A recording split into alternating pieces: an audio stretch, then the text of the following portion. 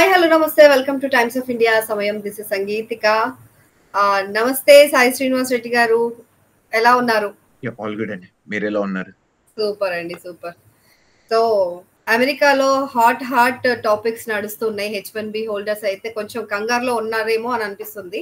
మీరేమంటారు? అసలు ఎలా ఉంది సిచ్యువేషన్ అక్కడ? యాజ్ ఆఫ్ నౌ అయితే అంటే చాలా అన్సర్టనిటీగా ఉంది. మీరు ఆల్రెడీ చూసి ఉంటారు. అంటే ఆ న్యూస్ చూసిన తర్వాత అందరికి అంటే ఈవెన్ లైక్ నేను కూడా దాంట్లో ఎఫెక్ట్ అవుతానని అయితే నాకైతే అనిపిస్తుంది.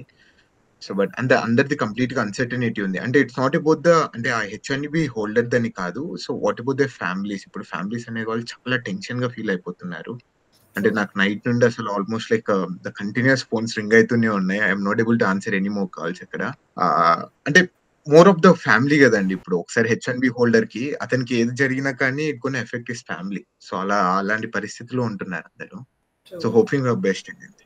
సో ఫస్ట్ అయితే తీసుకొచ్చిన ఈ పాలసీ అదేంటో చెప్పండి కొంచెం. అంటే H1B వీసా కావాలని అంటే $1,00,000 కట్టాలి ఎవ్రీ ఇయర్ అని అంటున్నారు. సో ఇది ఎంతవరకు సాధ్యం అవుతుంది? ఇది ఎప్పటి నుంచి అమల్లోకి రానుంది? అండ్ ఇంకోటి సాలరీస్ కూడా $1,00,000 $1,50,000 సంపాదించే వాళ్ళకే H1B వీసా వస్తుంది అని అంటున్నారు. నిజమేనా అది? ఓకే.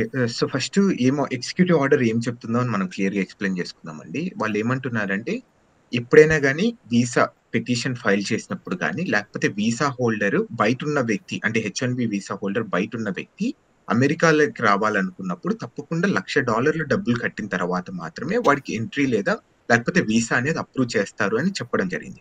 అంటే ఇర్రెస్పెక్టివ్ ఆఫ్ ద పర్సన్స్, అంటే వాళ్ళకి రెన్యువల్ లో ఉన్నారా, లేకపోతే ఫస్ట్ టైం H1B ఉందా, లేకపోతే వాళ్ళు ఏమైనా 10 సంవత్సరాల క్రితం వాళ్ళు H1B లో ఉన్నారా అనేది ఇట్ డజంట్ మ్యాటర్. ఎవరెవరు H1B వీసా మీద ఉన్నారో వాళ్ళందరికీ ఈ ఆర్డర్ అనేది అప్లికబుల్ అవుతుంది.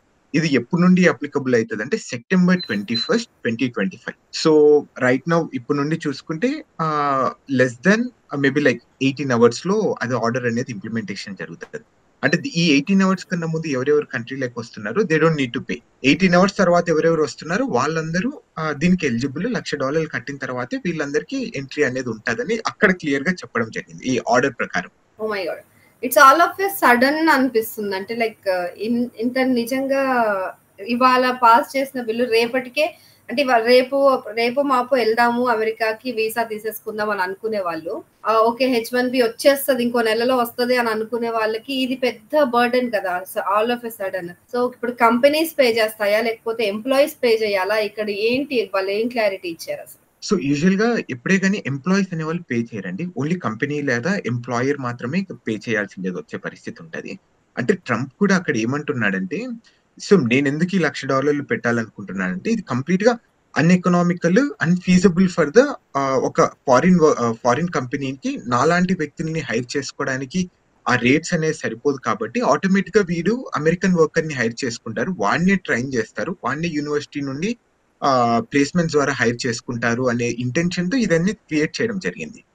అండ్ ఇది ఎంతవరకు సక్సెస్ అవుతుందా ఎంతవరకు ఫెయిల్ అవుతుందా అనేది ఇట్ డజంట్ మ్యాటర్. అంటే ఫస్ట్ స్టార్టింగ్ అయితే తను ఇంప్లిమెంట్ చేయాలనుకున్నారు, ఇంప్లిమెంట్ చేసేసాడు. సో ఇట్స్ గోయింగ్ అంటే ఆ అన్సర్టనిటీలో అయితే కంప్లీట్ గా కొలాప్సింగ్ లా వెళ్ళిపోతుందండి. సో ఇప్పుడు కంపెనీస్ అన్ని యాక్సెప్ట్ చేశాయా?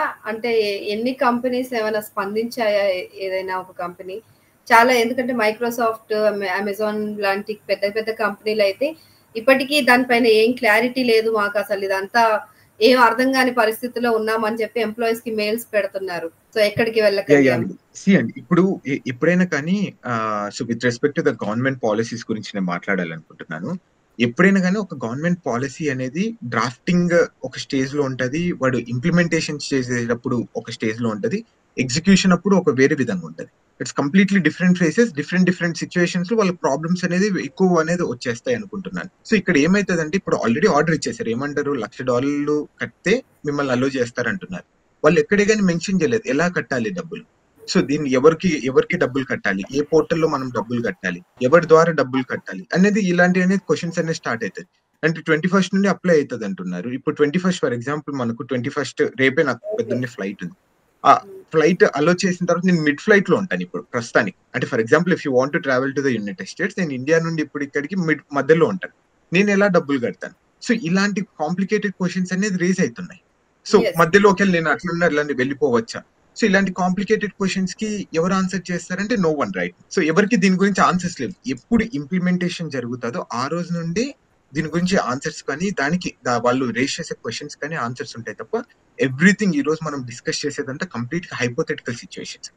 21st తర్వాత ఎవరన్నా వెనక్కి పంపిస్తే $1,00,000 కట్టలేదని అప్పుడు విల్ బి ప్రిటీ షూర్ ఇది ఆర్డర్ అనేది ఇంప్లిమెంటేషన్ జరుగుతుంది. ఇదే రీజన్ తో ఇంప్లిమెంటేషన్ జరుగుతుంది. సో మీరన్నట్టు మైక్రోసాఫ్ట్ కానీ గూగుల్ కానీ అన్ని కంపెనీస్ నేను కూడా చూసాను, వాట్సాప్ ఫార్వర్డ్ నేను కూడా చూసిండేది.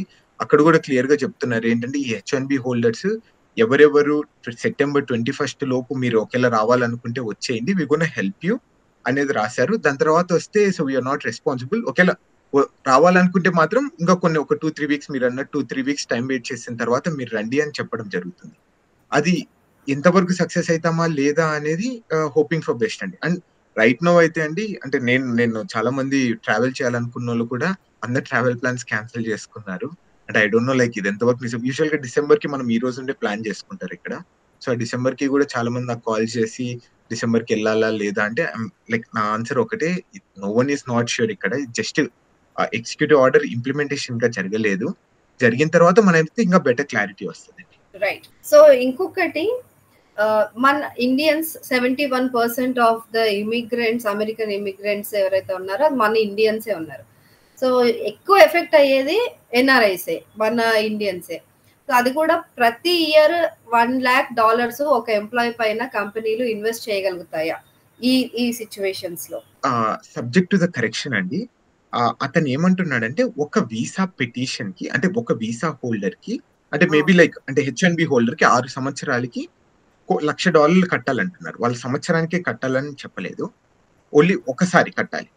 సో అది ఏమైతుందంటే, అంటే అక్కడ కూడా ఇంకా క్వశ్చన్స్ మీరు అంటే నాకు క్వశ్చన్స్ రేస్ చేసేది, ఇప్పుడు నాకు వేరే జాబ్ వచ్చిందండి, నాకు వేరే జాబ్ వస్తే అతను కూడా మళ్ళీ $1,00,000 కట్టాలని నేను జాబ్ షిఫ్ట్ అయినప్పుడు అనేది కూడా ఒక డౌట్ అనేది వస్తుంది. అంటే ఇంకొక డౌట్ ఏంటంటే, నేను ప్రతిసారి రెన్యువల్ కి కట్టాలా అంటే ప్రతి 3 years కి మనం రెన్యువల్ అనేది చేసుకుంటాం అని అంటున్నారండి, అందుకని ఎవ్రీ ఇయర్ అంటే ఎవ్రీ ఇయర్ అని అక్కడ యాన్యువల్ అని ఏం రాయలేదు. The alien who is out side of the United states the company need to pay $1,00,000 అంటున్నారు. అంటే ఇదంతా కంప్లీట్ గా వేగ్ గా ఉంది. అంటే ప్రాపర్ గా ఇంకా 21st రేపు తెలుస్తుంది. అంతవరకు లైక్ ఆల్ అబౌట్ హైపోథెటికల్ అని అయితే నేనైతే అనుకుంటున్నాను. అండ్ సో మీరు అన్నట్టు so most affected of course Indians అండి. మీరు అన్నట్టు 71% మనమే ఉంటున్నాము. సో అది కూడా మన ఇండియన్స్ లో మోస్ట్ ఆఫ్ దెమ్ ఏమైతుందంటే, సో రీసెంట్ గ్రాడ్యుయేట్స్ అండి, అంటే రీసెంట్ గా గ్రాడ్యుయేట్స్ అంటే వాళ్ళంతా $11,000 వేజ్ లోకి వస్తుంటారు. అంటే సుమారు 70,000 నుండి $75,000 లోపల జీతాలు తీసుకున్న వాళ్ళే వీళ్ళు ఉంటారు. వాళ్లకు మళ్ళీ అదనంగా $1,00,000 పెట్టి కంపెనీ వీళ్ళని రిక్రూట్ చేసుకుంటుందా, వీళ్ళని తీసుకుంటుంది, రెన్యూ చేసుకుంటుందా అనేది కూడా ఒక్కసారి మనం హైపోథెటికల్ గా మనం ఆలోచించుకునే, ఈవెన్ మనం కూడా ఒక ఎంప్లాయర్ గా ఆలోచించుకోవాలనుకునే విచ్ ఇస్ నాట్ పాసిబుల్. అంటే ఇప్పుడు ఫర్ ఎగ్జాంపుల్ అమెజాన్ లాంటి కంపెనీకి సుమారు 5,000 మంది ఈసారి H1B హోల్డర్స్ అనే వాళ్ళు ఉన్నారు, వీసా హోల్డర్స్. 5,000 మంది ఇంటూ $1,00,000 అంటే ఎన్ని లక్షల కోట్ల డాలర్లు వాళ్ళు ఇన్వెస్ట్ చేయాలి. సో ఒకసారి ఆలోచించండి, ఇట్ ఇస్ నాట్ పాసిబుల్. అది మోస్ట్ ఎఫెక్టెడ్ ఆఫ్ కోర్స్ గా ఇండియన్స్ అట్ లాస్ట్, ఎందుకంటే మనమే దాంట్లో లయన్ షేర్ అనేది ఉంటున్నాం కాబట్టి. సో హోపింగ్ ఫర్ బెస్ట్ అండి అక్కడ. అయితే ఇక్కడ ఇంకొక విషయం ఏంటంటే, ఇప్పుడు ఇండియాలో చాలా పెద్ద చర్చ జరుగుతుంది. ఇప్పుడు $1,50,000 అంటే $150,000 $1,00,000 పైన ఉన్న వాళ్ళకే H1B వీసా వస్తుంది అని అంటే, ఇప్పటి వరకు మన వాళ్ళు ఎంత సంపాదిస్తున్నారు యావరేజ్ గా? ఈ 71% లో ఎంత మంది అంటే $1,00,000 పైన క్రాస్ సంపాదిస్తున్న వాళ్ళు ఉండుంటారు ఇప్పటి వరకు అండి? అంటే నేను ఆ పాయింట్ చెప్పలేను, $1,00,000 అని చెప్పలేను. సో కానీ లెవెల్ 2 అంటే 4 types ఆఫ్ వేజ్ లెవెల్స్ ఉంటాయండి. అంటే వేజ్ లెవెల్ 1, 2, 3, 4. మన వాళ్ళు యూజువల్ గా మోస్ట్ ఆఫ్ దెమ్, నాకు తెలిసినంత వరకు కాలిఫోర్నియా అట్లాంటి ప్లేసెస్ లో నేను నిన్న చూసినప్పుడు కాలిఫోర్నియాలో 35,000 H1B వీసా హోల్డర్స్ ఉన్నారు అంటే ఇయర్ కి. దానిలో ఇయర్ కు like so somewhere around average గా లివింగ్ అక్కడ ఉండే వాళ్ళేమో. సో దాంట్లో వేజ్ లెవెల్ 2 లో ఉండే వాళ్ళు సుమారు 40 నుండి 50% ఉంటారంట. అంటే మొత్తం ఆన్ అన్ యావరేజ్ మొత్తం కంట్రీలో మాత్రం రీసెంట్ లా గ్రాడ్స్ కానీ, అంటే ఒక సింపుల్ ఎగ్జాంపుల్ ఇవ్వాలంటే 20,000 మెంబర్స్ మనకు సపరేట్ గా వీసా అనేది ఇస్తారు. ఇక్కడ ఎవరెవరు మాస్టర్స్ చేస్తారో వాళ్ళందరికీ 20,000 మందికి వీసా అదే H1B వీసాలకి రావడానికి వాళ్ళకి ఒక చిన్న ఎగ్జంప్షన్ ఉంటుంది. సో ఆ ఎగ్జంప్షన్ లో 20,000 మెంబర్స్ అందరికీ వేజ్ లెవెల్ 1 లేదా 2 లో ఉండే వాళ్ళే ఆల్మోస్ట్ ఎందుకంటే వాళ్ళు రీసెంట్ గ్రాడ్స్ కదండి, వాళ్ళకి జీతాలు కూడా కొంచెం తక్కువగా ఉంటాయి. సో అలా విషయం కంపేర్ చేసుకున్నా కానీ మనకు వేజ్ లెవెల్ 2 లో ఉన్న వాళ్ళు ఆల్మోస్ట్ 50% ఉంటారు. So which is not possible. So దాంట్లో ఇంకా ఎవరికి తెలియని విషయం ఏంటంటే ఆర్డర్ లో ఇంకొకటి ఏం రాశారంటే 2 డిపార్ట్మెంట్స్ గురించి కూడా మెన్షన్ చేయడం జరిగింది. ఒక డిపార్ట్మెంట్ ఏంటంటే డిపార్ట్మెంట్ ఆఫ్ లేబర్ కి మినిమం వేజ్ లెవెల్ ని పెంచాలి అనేది. అంటే ఇప్పుడు రైట్ నౌ ఉన్న మినిమం వేజ్ లెవెల్ ఏంటి అంటే 60 నుండి $70,000 ఉంటాయి. దీన్ని మినిమం వేజ్ లెవెల్ ని $1,00,000 మీరు అన్నట్టు పెంచాలి అని చెప్తున్నాడు. అంటే హైపోథెటికల్ గా ఇవన్నీ. సో మళ్ళీ ఇంకొకటి ఏం చెప్తున్నాడంటే ఈ H1B లాటరీ సిస్టమ్ ని రిమూవ్ చేసి ఈ వెయిటెడ్ సెలెక్షన్ మెథడ్ ని తీసుకొని రావాలి అంటున్నాడు. అంటే హై సాలరీస్ ఎవరికి ఇస్తారో, హయ్యర్ ఎడ్యుకేషన్ ఎవరికి ఉందో, అంటే high level of the expertise కానీ, లేకపోతే క్రిటికల్ స్కిల్స్ లో ఎవరెవరు ఉంటున్నారు అంటే ఫర్ ఎగ్జాంపుల్ ఏఐ మీద కానీ, quantum computer, chemical engineering, nuclear, ఇలాంటి క్రిటికల్ ఫీల్డ్స్ లో ఎవరెవరు వర్క్ చేస్తున్నారో వాళ్ళందరికీ H1B ప్రియారిటైజ్ చేయాలి అనేది ఇతను చెప్పడం జరుగుతుంది. అంటే దీని ద్వారా ఏమైపోతుందంటే రీసెంట్ గ్రాడ్స్ కానీ, లేకపోతే ఇండియా నుండి ఇక్కడికి వచ్చేసి బేసిక్ లెవెల్ ఎంట్రీ జాబ్స్ చేయాలనుకున్న వాళ్ళకు H1B అనేది ఫీజిబుల్ కాదు, ఇప్పుడు నుండి వర్కౌట్ కాదు అనేది క్లియర్ గా అర్థమవుతుంది. Very true. అయితే ఇంకొకటి అంటే జనరల్ డౌట్ అండి, నార్మల్ గా చాలా మంది క్వశ్చన్ నన్ను అడుగుతూ ఉంటారు అనమాట. అంటే ఐటీ ప్రొఫెషనల్స్ కి మాత్రమే H1B ఉంటుంది, మరి మిగతా వాళ్ళు ఉంటారు కదా అంటే లైక్ టెక్నీషియన్స్, ప్లంబర్స్ కావచ్చు, అగ్రికల్చర్ వర్క్ పైన వెళ్ళే వాళ్ళు, సో నర్సింగ్ చేయడానికి వెళ్ళే వాళ్ళు, వీళ్ళందరికీ డిఫరెంట్ వీసాస్ ఉంటాయా లేకపోతే H1B పైనే వెళ్ళాలా? సో ఈ రూల్ వాళ్ళందరికి కూడా ఎఫెక్ట్ అవుతుందా అని అడుగుతున్నా. యూజువల్ గా మిగతా వీసా హోల్డర్స్ కి ఎక్కడ ఎఫెక్ట్ లేదు. ఓన్లీ ఎవరైతే ఈ H1B అనే దాని మీద ఉంటున్నారో వాళ్ళకొకటి ఇది ఎఫెక్ట్. ఇప్పుడు ఫర్ ఎగ్జాంపుల్ నేను స్టూడెంట్ వీసా ఉందనుకో నాకు ఎఫెక్ట్ ఉండదు. నేను ఓపీటీలో ఉంటే ఫర్ ఎగ్జాంపుల్ ఓపీటీ కానీ స్టెమ్ ఓపీటీలో ఉంటే నాకు ఎఫెక్ట్ ఇంకా. Only when have an H1B visa నేను బయటికి వెళ్ళి మళ్ళీ కంట్రీలోకి రావాలి అనుకున్న టైంలో మాత్రమే ఇది మనకు వర్తిస్తుంది. అంతవరకు మనకేం వర్తించదు. We don't need to worry. అంటే ఇది కూడా అంటే చాలా మంది అడుగుతున్నారు H4 వాళ్ళకు ఏంటి పరిస్థితి అంటే, H4 వాళ్ళ గురించి ఎక్కడ మెన్షన్ చేయలేదు. So but we're not sure ఇది ఎలా ఇంప్లిమెంట్ అవుతుందో అనేది మనకైతే తెలియడం లేదు. H4 అంటే డిపెండెంట్స్, డిపెండెంట్ వీసాస్ అంటే వైఫ్స్, అలానే the children who is 21 less than 21 years old. less than 21 years old. less than 21 years. So complete full of uncertainty ఉంది ప్రస్తుతానికైతే. సో ఇప్పుడు మనం ఏది తేల్చి చెప్పలేము. బట్ ఒకటి మాత్రం ఏం చెప్తారు మీరు అంటే ఏం సజెస్ట్ చేస్తారు అక్కడ ఆల్రెడీ ఉంటున్న ఎన్ఆర్ఐస్ కి, ఏం ధైర్యం చెప్తారు?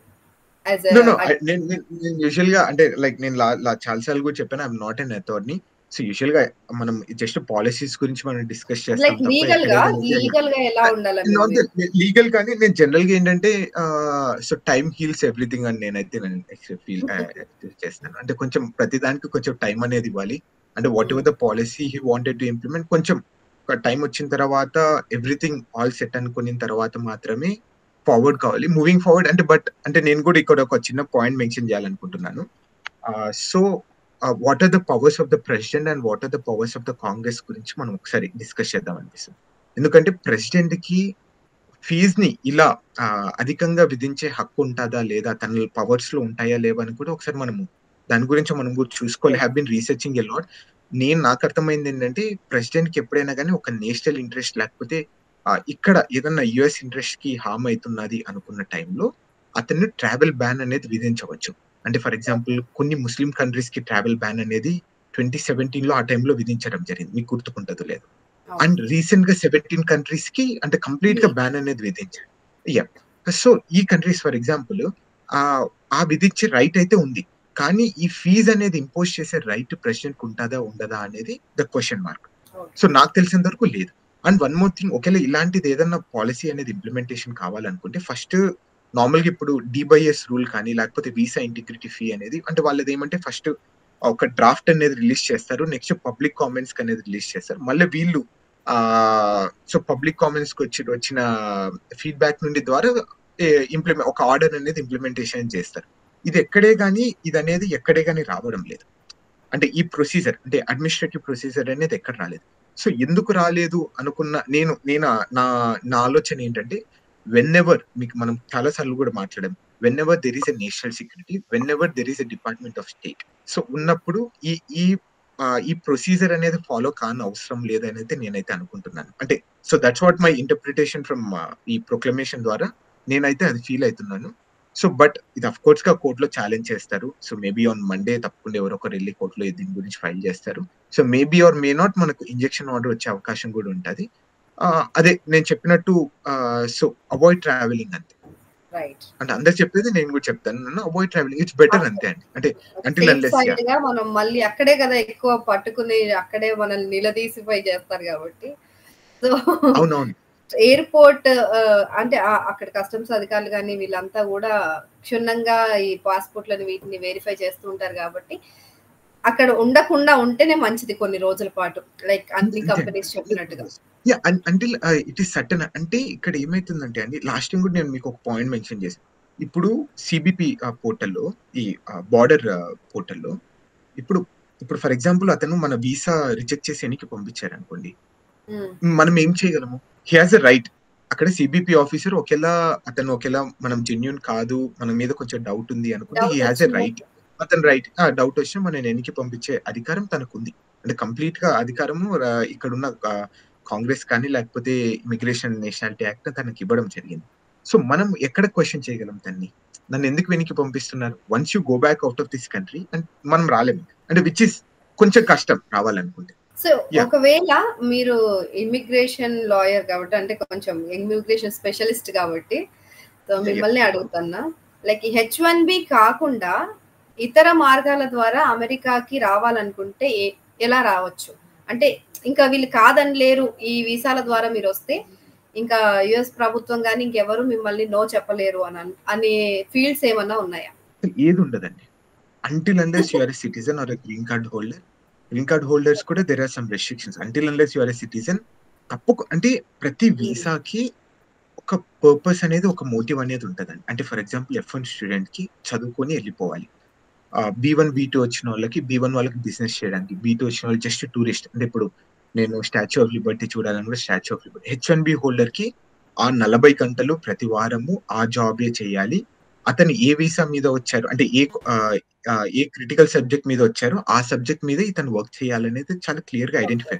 This is nothing kind of మీరు ఈ వీసాలో వచ్చి ఇంకొక వీసాలో వర్క్ చేయాలి, ఈ వీసాలో వచ్చేసి ఇంకొక వీసాలో వర్క్ చేయడానికి ఎక్కడ లేదు. అండ్ ఇంకోటి ట్రంప్ ఒకటి గట్టిగా చెప్తున్నారు, లైక్ మాకు స్కిల్డ్ లేబర్స్ మాత్రమే కావాలి, స్కిల్డ్ వర్కర్స్ మాత్రమే కావాలి, తక్కువ జీతాలు తీసుకునే వాళ్ళు అక్కర్లేదు అని బల్లగుద్ది చెప్తున్నారు. So what does he actually mean?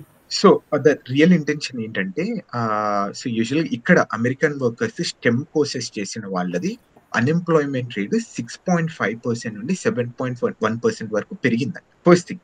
And second thing ఏంటంటే, మోస్ట్ ఆఫ్ ద ఈ ఫారిన్ కంపెనీస్ ఒక H1B హోల్డర్స్ ని హైర్ చేసుకునే కొద్దీ అమెరికన్స్ వర్కర్స్ ని లే ఆఫ్ చేస్తున్నారంట. అది తను చెప్పే రీజన్స్.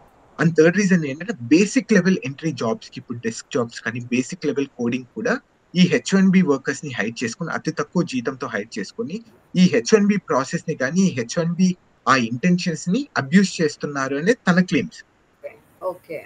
సో ఈ 3 క్లెయిమ్స్ ద్వారానే తను ఈ H1B సిస్టమ్, అంటే ఈ $1 lakh మనం ఇంప్లిమెంటేషన్ చేయడం వల్ల ఏమైతుందంటే, సో వీళ్ళు అమెరికన్ వర్కర్స్ ని హైర్ చేసుకుంటారు, అమెరికన్ యూనివర్సిటీస్ నుండే డైరెక్ట్ హైర్ చేసుకుంటారు, అమెరికన్ సిటిజన్స్ ని హైర్ చేసుకుంటారని తన క్లెయిమ్.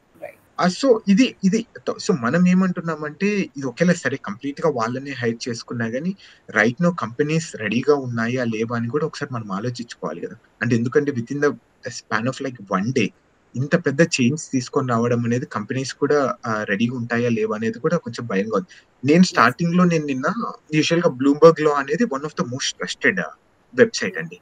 సో ఆ వెబ్సైట్ లో కూడా ఏమని చెప్పారంటే క్లియర్ గా, అంటే ఈ $1 lakh అని పెట్టిన తర్వాత ఐ థాట్, అంటే నేనేమో ఎక్స్పెక్ట్ చేశానంటే, ఒక ప్రతి కంపెనీ, అంటే పెద్ద పెద్ద కంపెనీస్ ఎవరెవరు H1B హోల్డర్స్ ని హైర్ చేసుకోవాలనుకుంటున్నారు వాళ్ళు ఒకటి ఈ $1,00,000 కట్టాలి, అంటే ప్రతి కంపెనీకి ఒకసారి కట్టాలి, ప్రతి ఇయర్ యాన్యువల్ ఫీ లాంటిది ఏమైనా పెడతారేమో అలా ఎక్స్పెక్ట్ చేశాను. But coming to the reality, ప్రతి H1B హోల్డర్ కట్టాలంటే that was like big number అనిపిస్తుంది, చాలా పెద్ద హ్యూజ్ బర్డెన్ లాగా కనిపిస్తుంది వినడానికి. అంటే 88 లక్షలు అండి, తెలుగు ఇండియన్ ₹1,00,00,000 సుమారు. అట్లని కదండి, అంటే నేను కూడా క్యాలిక్యులేట్ చేస్తున్నాను, నా క్యాలిక్యులేటర్ పనిచేయడం లేదు. ఏమైతుందంటే 85,000 into 88 lakhs అంటే ఎక్కడికి వెళ్ళిపోతుంది అసలు? Oh my God. నాకు తెలిసింది ఒక 2-3 దేశాల బడ్జెట్సే ఉంటాయనుకుంటా. నాకు తెలిసి మేబీ లైక్ మన ఒక 2-3 స్టేట్స్ బడ్జెట్స్ ఉంటాయనుకుంటున్నాను నేను. యాహ్! అన్ని మన కలిపి అన్ని H1B మన హోల్డర్స్ సౌత్ ఇండియన్ ఉన్నారు అంతమంది. యాహ్! సో ఓహ్ మై ఉండిండొచ్చు. క్రేజీ. లేకపోతే ఇండియన్ ఎంతమంది బడ్జెట్ కూడా ఉన్నారు ఇప్పుడు H1B హోల్డర్స్ అమెరికాలో? ఇండియా నుంచి ఆహ్, ఏమన్నా మీకు నంబర్ ఏమన్నా ఐడియా ఉందా? So but number is not sure అండి. ప్రతి ఇయర్ అంటే percentage approximate. Let's take an example ప్రతి ఇయర్ 85,000 అనుకుందాం. 85,000 నుండి ఇప్పుడు గ్రీన్ కార్డ్ హోల్డర్స్‌కి గ్రీన్ కార్డ్స్ రావడం 2013 నుండి స్టార్ట్ అయింది.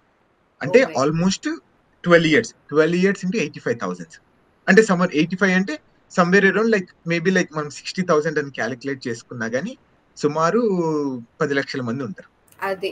మరి ఇంకోటి కూడా క్లారిటీ అయితే లేదు. కొన్ని వార్తలు చూస్తూ ఉన్నాం కదా! మేము అంటే ప్రతి పర్సన్ పైన ఎవ్రీ ఇయర్ ఆ పర్సన్ రెన్యువల్ చేసుకోవాలా? లేకపోతే మరి మీరన్నారు కదా ఇందాక కొత్త కంపెనీకెళ్ళినప్పుడల్లా $1,00,000 పే చేయాల్సొస్తుందా?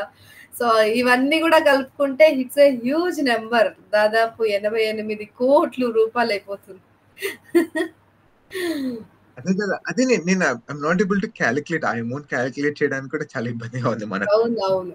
అంటే ఇక్కడ ఏమైతదంటే ఇది ఎప్పుడెప్పుడు ఇంప్లిమెంటేషన్ అయితది అనేది కూడా చెప్పడం లేదు. అంటే ఒక్కసారి ఒక హెచ్-1బీ హోల్డర్ కట్టేస్తే వాడు అంటే అమెరికాలో కంప్లీట్‌గా ఉండొచ్చా? లేకపోతే ప్రతిసారి కట్టాలని కూడా మనకు తెలియాల్సిందేది ఉంటది. అంటిల్ అన్లెస్ ఇది ఎగ్జిక్యూషన్ గాని, ఇంప్లిమెంటేషన్ అయ్యేంత వరకు మాత్రము మనమంతా కంప్లీట్‌గా ఆ హైపోథెటికల్ సిట్యుయేషన్‌లో ఉంటామండి. Very true. Very true. Let's wait. Yeah! Hope for the best. ఇంకేం చేయలేము మనం. సో, ఆ హ్మ్. సిట్యుయేషన్ వాళ్ళంతా క్లారిటీ ఇస్తే క్లాజెస్ ఉంటాయి. మేబీ ఎగ్జెంప్షన్స్ ఉంటాయి కొందరికి. So, will hope for the best. Hope for best అండి. Yeah! Okay. Thank you. Thank you so much అండి. చాలా మంచి మాట చెప్పారు. కొంచెం భయం కూడా తగ్గింది మీతో మాట్లాడిన తర్వాత. Thank you. Yeah! Thank you అండి. Bye bye. యాహ్!